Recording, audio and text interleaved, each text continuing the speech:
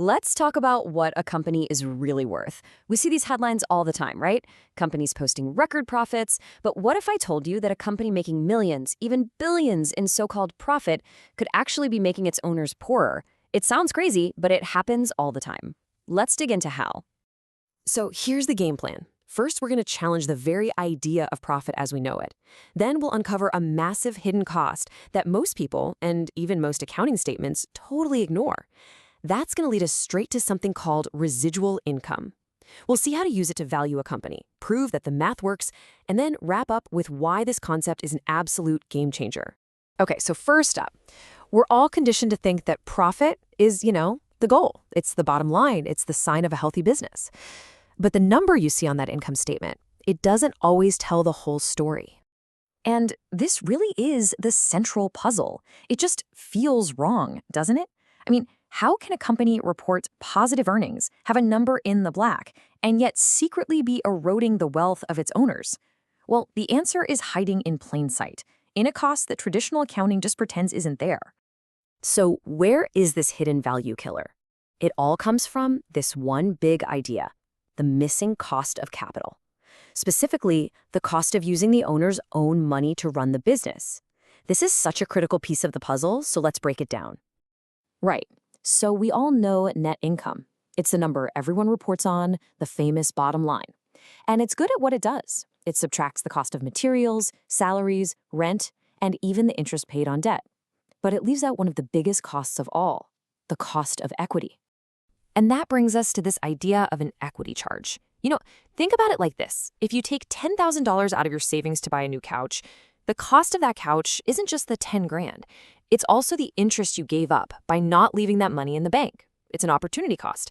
For a company, this equity charge is the exact same idea. It's the minimum return shareholders expect for taking the risk of investing their money in this business instead of another one. It is a very, very real cost. And this isn't just some vague concept. We can slap a real number on it. You just take the total amount of money the owners have put into the business, that's the equity capital, and you multiply it by the return they could get elsewhere for a similar risk. Boom, that's your equity charge in dollars and cents. So, what happens when we finally take this hidden cost into account? What happens when we take the profit that everybody sees and subtract the cost that almost everybody misses? Well, that's when you get a much, much clearer picture of what's really going on. And here it is. This is the big reveal. Residual income. It's exactly what it sounds like. It's the income that's left over, the residue, after you've paid for all the capital you used, both debt and equity. This isn't just accounting profit anymore. This is true, honest-to-goodness economic profit. It tells you if you're actually making your owners richer. Just look at this super simple example. The company's income statement says, hey, we made $108,000. Great year. But hold on.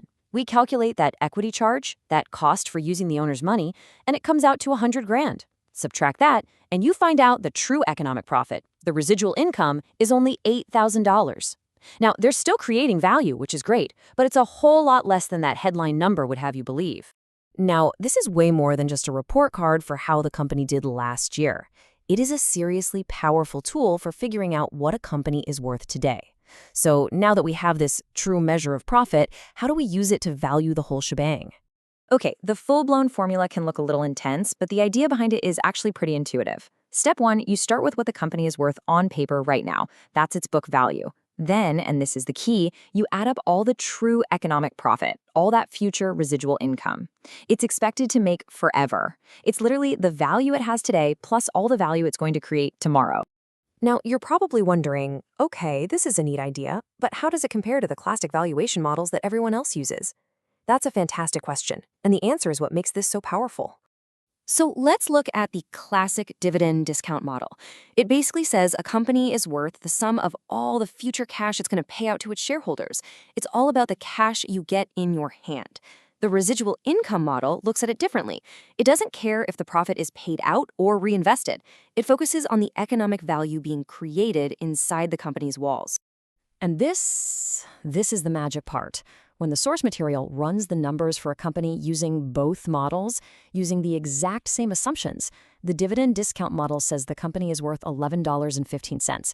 And the residual income model, you guessed it, it spits out the exact same number, $11.15. This is the proof. It shows that even though they look at the problem from completely different angles, they are fundamentally connected. It totally validates the residual income approach. Okay, so we've got a new way to measure profit and a valuation model that holds up. But so what?